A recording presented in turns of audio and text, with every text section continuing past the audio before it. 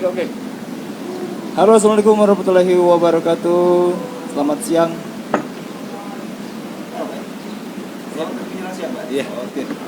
Oke. Sahabat LD dimanapun kamu berada, mudah-mudahan selalu dalam lindungan Allah Subhanahu Wa Taala. Hari ini jumpa lagi dengan tim ICT dalam program podcast. Hari ini kita memasuki program podcast yang keempat. Kebetulan kita kedatangan tamu yang sangat istimewa, Bapak Yunus Effendi, MKOM. Siap. Selamat pagi, Pak. Selamat pagi Pak Rio. Sehat, Pak? Alhamdulillah sehat. Oke. Salam corona, Pak. Iya, alhamdulillah ya. Oke. Selalu segar, Pak.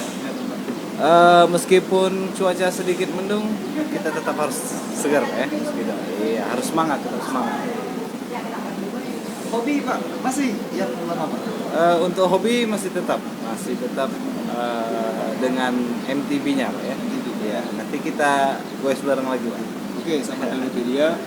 Kebetulan Bapak Yunus ini boleh terbilang unik hobinya, Pak. Jadi Bapak beliau hobinya MTB, Pak ya. Iya. Jadi kalau bicara hobi ini, Pak, sudah kemana saja, Pak? Oke, kalau untuk bersepeda gunung kita udah sampai ya mungkin Pulau Seberang lah seperti itu ya. Ada di Rejang ya. Ada kejuaraan lah ya seperti itu ya. Kejuaraan ada di Bangka, ada di Bengkulu, semuanya sudah. Mayoritas masih di dalam Pulau Sumatera. Jadi saudara Budia, jadi boleh ceritakan, Pak, masalah karir, Pak. Oke.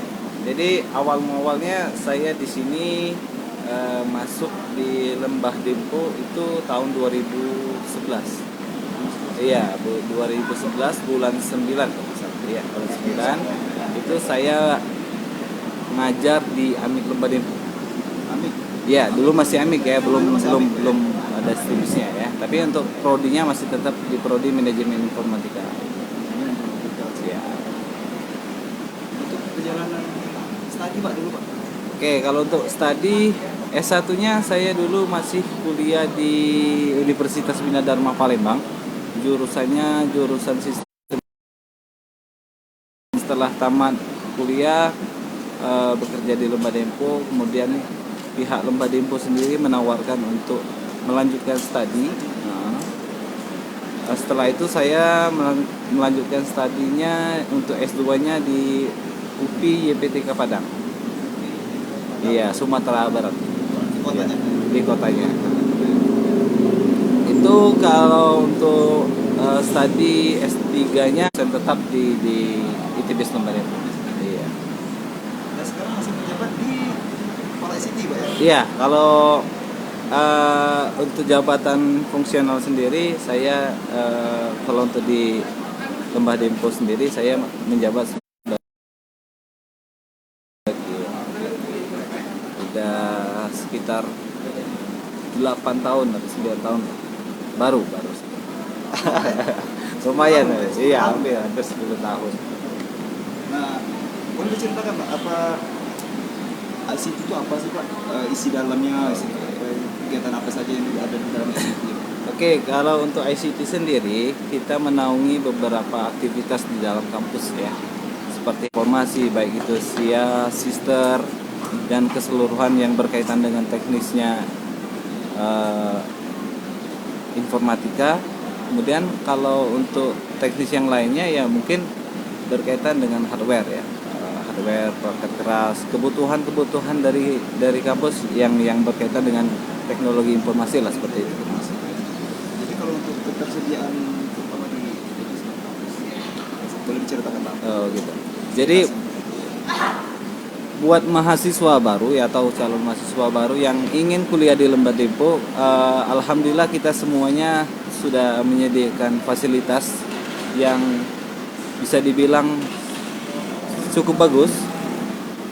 Kalau untuk mahasiswa sendiri itu ada namanya sistem informasi akademik yang bisa diakses di luar ya. Kemudian untuk multimedianya mahasiswa bisa mengembangkan bakat di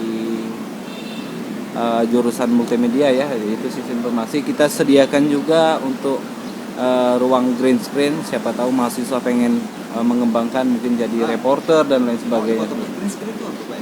Oke, green screen itu gini Pak. Kayak unik, Pak. Iya, jadi ada studio yang memang dikhususkan untuk kita untuk buat berita. Jadi kita ada studio mini yang nantinya dipakai komunitas mahasiswa, baik itu karyawan untuk membuat konten-konten berita dan lain sebagainya. Ini seperti yang ada di foto yang memang Iya. Jadi yang mungkin mahasiswa atau rekan-rekan di rumah yang lagi menyimak, kalau ingin melihat hasil green screen ya, atau editing di ruang green screen, itu bisa dilihat di YouTube kita ya, yaitu LDTV Pagar Alam. proses produktif pun Dilakukan situ. Iya, proses produksinya dilakukan di ruangan itu. Jadi tidak cukup mahasiswa, karyawan atau Lembar Tempo, mahasiswa pun bisa berkolaborasi di situ. Iya. Jadi kita guide mahasiswa untuk mengembangkan potensinya lah, seperti itu ya. Mungkin di bidang editing, kameramen dan lain sebagainya. Jadi kita ada komunitasnya. bisa nggak collab lah, Pak ya, collab. Iya, kolaborasinya dapat. Untuk mahasiswa untuk mengembangkan diri itu bisa nggak? Contoh mungkin karya ilmiah, Pak, atau yang bisa dilakukan oleh mahasiswa untuk mengembangkan diri, Pak. Oke, selain dari multimedia, mahasiswa juga bisa mengembangkan potensi, seperti halnya kalau di dalam perguruan tinggi itu ada namanya karya ilmiah. Nah, itu bisa mahasiswa dan dosen kolaborasi untuk melakukan penelitian, baik itu berkaitan dengan manajemen, ekonomi, ataupun sistem. Nah, semuanya bisa kolaborasi dengan dosen masing-masing. Langkah-langkah yang kita bisa apa sih? Ya, biasanya kalau yang berkaitan dengan mahasiswa yang ingin ikut penelitian itu mungkin nanti bisa langsung melakukan pengajuan ke bidang LPPM gitu ya. Kita ada LPPM, nanti mungkin ada waktunya ya untuk menjelaskan hal-hal yang berkaitan dengan teknis penelitiannya, tapi secara garis besar nanti mahasiswa bisa langsung ke bidang LPPM, mungkin melengkapi berkasnya dan lain sebagainya, mengajukan dosen siapa saja yang nanti dipilih untuk melakukan penelitian seperti itu. Tidak membatasi mahasiswa untuk bisa melakukan karya ini. Iya, seperti itu ya. Kita juga sering hasil dari kolaborasi tadi, penelitian tadi itu biasanya dituangkan ke jurnal gitu. Iya. Jadi ada nama mahasiswa dan ada nama dosen. Kembali ke sini, Pak. Ya, siap. Ya, sebenarnya sih kan teknologi, Pak. Iya. Jadi kalau menurut pandangan Pak Ibu sendiri, ini kan masih pandemi, Pak. Iya, benar. Jadi apa sih, Pak, mungkin tantangan Pak ini sebagai akademisi kan, di sini menghadapi pandemi. Oke, berkaitan dengan pandemi ini memang situasinya ya seperti yang kita lihat selama ini Pak ya. Mahasiswa dirumahkan, kemudian untuk sistem pembelajaran pun itu jarak jauh ya. Jadi yang kita lakukan seperti ini Pak. Jadi seluruh dosen yang berkaitan dengan tugas mengajar itu dilakukan secara daring ya. Mayoritas dosen kita melakukan daring ini melalui aplikasi Google Classroom gitu ya. Jadi semuanya kita lakukan untuk proses belajar mengajarnya kita lakukan di situ secara online gitu, seperti itu ya. Jadi ada kendala, Pak? Kendala apa? Ya, untuk kendala sendiri sih pada dasarnya itu kembali lagi ke mahasiswanya sendiri Pak ya. Ya, karena keterbatasan ya mungkin ekonomi dan lain sebagainya, ya mungkin mahasiswanya sendiri yang susah untuk mengakses. Terkadang ada memang mahasiswa itu seperti halnya keterlambatan lah seperti itu ya. Karena memang paket data seperti itu ya. Karena memang ada beberapa mahasiswa yang dapat paket data gratis kan, ada pun yang tidak. Nah, yang tidak ini mungkin mengandalkan dari ekonomi orang tuanya sendiri. Jadi itu yang kita lihat. Secara tidak langsung mungkin mereka itu dipaksa juga, Pak. Eh, Istilahnya Melek, kalau melek. Iya, dalam artian seperti ini. Ada yang bukan dalam tanda kutip memaksa ya, tapi memang itu sudah tuntunan dari jadi mahasiswa. Tidak hanya mahasiswa, siswa pun dari SD SMP pun itu sudah menerapkan daring ya. Tapi ya itu tadi kembali ke individu mahasiswa itu sendiri. Kalau memang dia cakap di bidang itu, insya Allah hal-hal yang seperti itu tidak akan mempersulit mereka gitu. Iya, sangat. Jadi kembali lagi ke pembelajaran mungkin Pak. Pembelajaran saya lihat seperti sekarang guru atau dosen itu seperti terganti nggak? Menurut Bapak gimana sih? Bagaimana Pak? Guru? Ini kita sharing aja. Iya. Jadi apa? Guru sekarang kan. Jadi peran guru menurut pandangan guru itu bisa terganti nggak dengan teknologi? Peran guru itu sendiri Pak. Saya. Ya, jadi seperti ini. Pada dasarnya kita menuntut ilmu itu wajib punya guru. Meskipun fasilitas semuanya ada, itu memang faktor utama itu adalah ada guru. Meskipun kita ada teknologi lengkap, internet lengkap di rumah, tapi kalau tidak ada guru mungkin untuk cara proses untuk istilahnya itu menerka atau menyerap pengetahuannya tadi mungkin tidak akan sedetail yang ada guru gitu. Iya, seperti itu. Memang stigma guru tergantikan itu tidak tepat lah Pak. Iya, seperti itu. Pasti setiap Untuk mendamping. iya, pasti harus ada pendamping. Seperti itu. Banyak pertanyaan Pak. Kita kembali lagi ke hobi Pak. Ya, boleh. Sebenarnya seru Pak.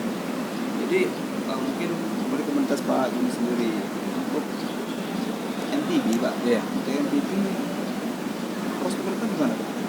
Oke, kalau untuk prospek, karena kita setiap organisasi itu dituntut untuk mempunyai tujuan ya. Sama seperti halnya organisasi yang berkaitan dengan sepeda di luar lingkup itu ya. Di luar ICT. Iya, di luar ICT lagi ya. Ini bisa dikombin Pak dengan Oke. banyak kan. Oke, kalau untuk target kita untuk tahun ini kita akan mengadakan lomba yang berskala nasional ya. Secara nasional Pak. Ya, skala nasional di Pagar Alam ya.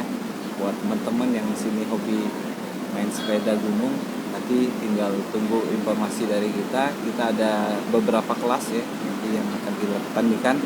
Terutama di yang jadi prioritas itu adalah kelas enduro.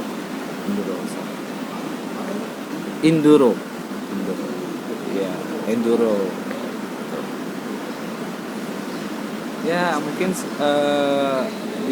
di bulan 6 lah. Kalau hobi Pak, nah ini kalau hobi apa? Mulai cinta lah sama. Oh.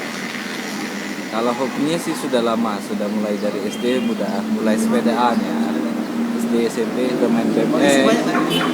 Kalau untuk apa? Koleksi banyak Pak. Koleksi lumayan lah, ada beberapa tapi memang udah banyak sold out gitu lah ya. Karena kebutuhan ya. Iya. Kalau untuk MTB sendiri itu di tahun 2012 lah ke atas. Ya, sampai sekarang. Mulai naik ke tempat profesional. Iya, seperti itu. Ini lagi ICT. Oke, siap.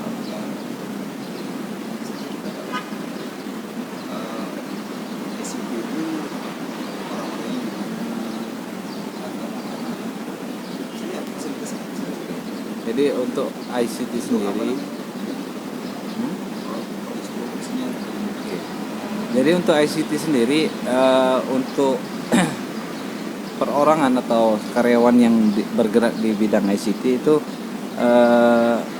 orangnya humble ya, dalam artian mudah akrab, kemudian enak untuk diajak kerjasama, cekatan, itu salah satu yang enak di ICT. Kemudian untuk fasilitas sendiri, untuk fasilitasnya sudah sangat memadai, Pak, ya.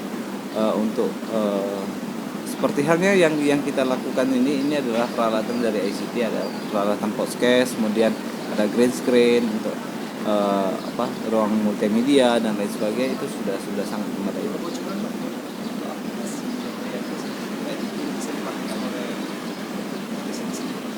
Oke. Kalau untuk software sendiri, kalau untuk gambar, pengolahan gambar itu masih tetap yang sama dengan Photoshop. Kalau untuk yang lainnya seperti hanya menggambar dan lain sebagainya, kita pakai Corel. Kemudian ada untuk editing video sama seperti yang lain pakai Premiere Pro seperti itu ya. Ada Premiere Pro seperti itu.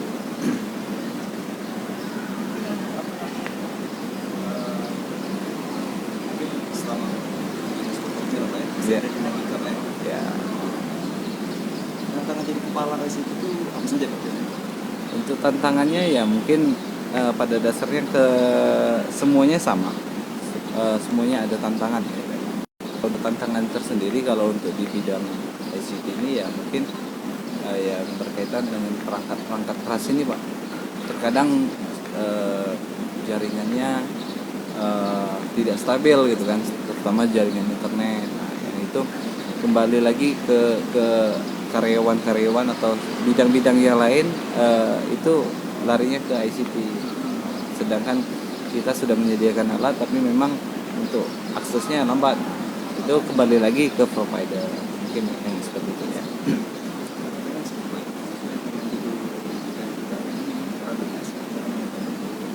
Ya.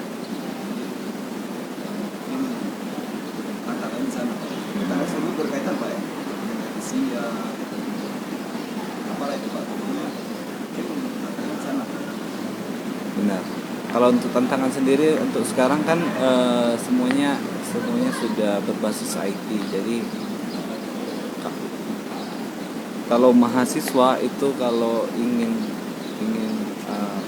cari prospek yang bagus, ya itu tolong dipelajari tentang masalah IT. IT. Cara ke depan, terutama kita di daerah Pak. Ya. Alternatif apa itu bisa Ya, pada dasarnya ICT ya. Oke, biasanya kalau di dalam sebuah daerah atau desa itu ada yang namanya seperti halnya dana desa. Nah, dana desa itu pada dasarnya itu bisa diperuntukkan untuk pengembangan dari TIK-nya sendiri. Ya, teknologi informasi ya. Itu bisa juga berkolaborasi dengan kita sebagai bidang akademis gitu ya. Ya, akademisi. Jadi untuk masalah seperti halnya daerah-daerah lain seperti halnya Palembang itu sudah menyediakan fasilitas seperti halnya website desa. Di situ ya untuk membangun desa itu sendiri. Jadi sepertinya di Pagar Alam ini ada sebuah desa yang bergerak di bidang kewirausahaan. Itu bisa dibuatkan sebuah website yang nantinya untuk sebagai sarana bagi masyarakat sekeliling untuk berjualan. mungkin sekali bisa lah Pak untuk akademisi penelitian sih Pak ya. Siap, kita kolaborasi saja. Mungkin penonton di sini pengen ingin lebih lanjut berkaitan dengan kerjasama untuk pengembangan sistem informasi, nanti bisa hubungi kita di bidang ICT. Itu sebenarnya jadi kalau ada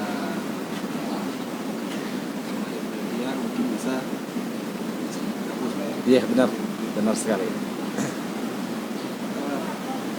Menarik. Sih kalau bicara ICT itu luas Pak ya. Sangat luas. Sangat luas ya. Jadi Benar.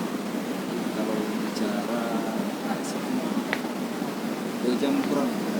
Ya, satu hari mungkin kalau untuk berkaitan dengan teknologi informasi ya banyak. Sepertinya tiap bulan pun itu sudah banyak kemajuan teknologi, upgrade ini, upgrade itu dan lain sebagainya. Jadi kalau bicara masalah teknologi Pak, mungkin Pak Yunus tertarik ke dunia teknologi, mungkin ada tokoh inspirator siapa sih yang memotivasi awal tertarik ke teknologi terutama jadi karir saya Pak. toko ya, ada namanya Bory Hansen itu yang dia orang Indonesia yang bekerja di Google, itu orangnya expert di bidang pemrograman dan lain sebagainya. Bory Hasian bisa orang Indonesia, anak muda yang bergerak di bidang TIK juga, teknologi informasi, yang sekarang ini masih berkecimpung di Google. Pada saat SMA sudah kuliah. Sudah kuliah. Iya.